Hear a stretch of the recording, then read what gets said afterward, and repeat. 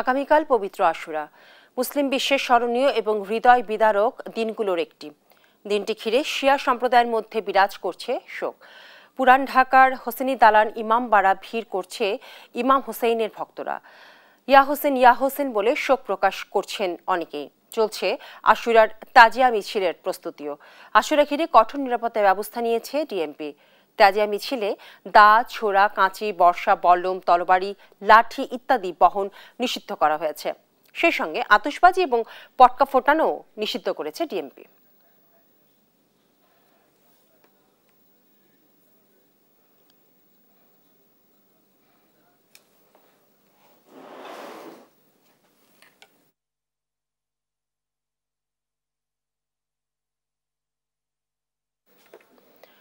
পবিত্র আশুরা ঘিরে হোসনি দালান ইমামবাড়ার পরিস্থিতি জানতে সরাসরি আমরা যুক্ত হচ্ছি সহকর্মী তারেক মাহমুদ সুজনের সঙ্গে। তারেক, কি বলছেন ইমাম হোসেইনের ভক্তরা এবং নিরাপত্তা ব্যবস্থা সহ তাজিয়া মিছিলের পুরো প্রস্তুতি আমাদেরকে জানান।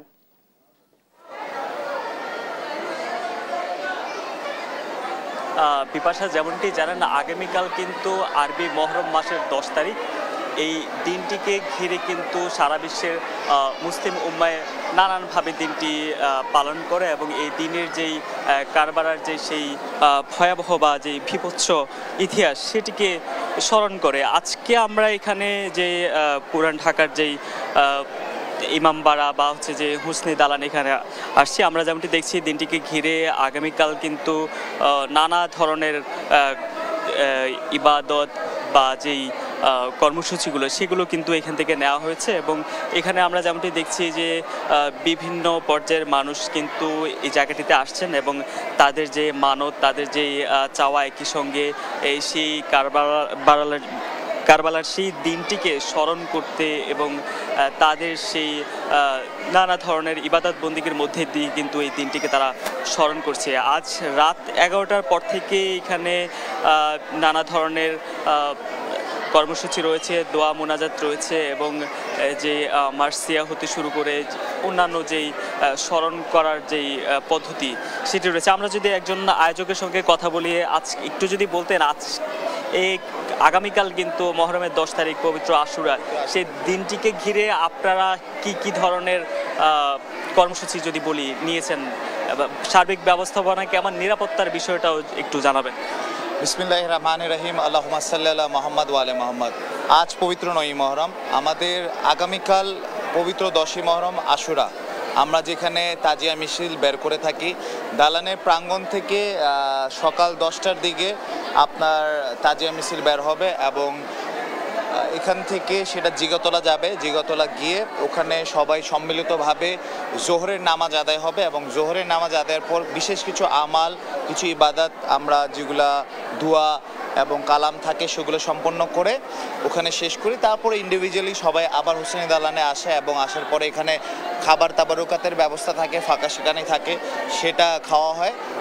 এ পর্যন্ত হচ্ছে সাধারণত মিছিলের যে প্রোগ্রাম। তারপর রাত্রে প্রতিদিনের মতো বয়ান হয়, মেম্বারি রাসুল আছে এখানে, মেম্বার থেকে আমাদের ওলামা ইকরাম যারা থাকেন তারা বক্তব্য দেন। সেখানের মধ্যে কারবালার ওয়াকিয়া, এই 10ই মহরমের যে ঘটনা, ইমাম হুসেন তার সঙ্গ সাথী এবং পরিবারের সাথে যে নির্মমভাবে হত্যা করা হয়েছে, শহীদ করা হয়েছে তাদেরকে, সেটার ব্যাপারে জানান এবং তার পরবর্তীতে তাদের ফ্যামিলিদের উপর, তাদের বাচ্চাদের উপর, মহিলাদের উপর কিভাবে নির্যাতন করা হয়েছে সেটা বয়ান করা হয় এবং তারপরে শোক গাথা গাওয়া। দেখেছি গত 2 দিন আগে কিন্তু পুলিশ এই জায়গাটিতে পরিদর্শন করছে এবং আপনাদেরকে কিছু নিয়ম কানুন জানিয়ে দিচ্ছে, সেটা আপনাদের ভক্তদেরকে জানিয়েছেন কিনা? নিরাপত্তার বিষয়ে আপনারা কতটা? এটা হচ্ছে নিরাপত্তার বিষয়টা হচ্ছে প্রতি বছরের ন্যায় আমাদের যেহেতু এত বড় একটা বলতে গেলে যে আনুষ্ঠানিকতা পালন করা হয়, যেমন দালানয় কম্পাউন্ডের ভিতরে যদি আমি বলি, আমাদের এন্ট্রান্স কিন্তু 2টা মেন এন্ট্রান্স, উত্তর গেট এবং দক্ষিণ গেট। এই 2টা এন্ট্রান্সের মধ্যে যেমনটি বলছিলেন কিন্তু সার্বিকভাবে যে ব্যবস্থাপনা, সেই ব্যবস্থাপনায় কিন্তু তারাও সন্তুষ্ট এবং আমরা দেখেছি কিন্তু গত 2 দিন আগ থেকে কিন্তু এই জায়গাটি কিন্তু পুলিশের নিরাপত্তা এবং একই সাথে সাদা পোশাকও কিন্তু গোয়েন্দা সংস্থার লোকরা রয়েছে এবং তারা যেমনটি বলছেন আগামীকাল যেই পবিত্র আশুরা সেই উপলক্ষে দিনটি তারা তাদের মতো করেই সেই ইবাদত বন্দিগিতে পালন করবে। তো এ ছিল আমার কাছে হোসনি দালান থেকে পবিত্র আশুরা সম্পর্কিত সবশেষ। বিপাশা। তারেক, আপনাকে ধন্যবাদ।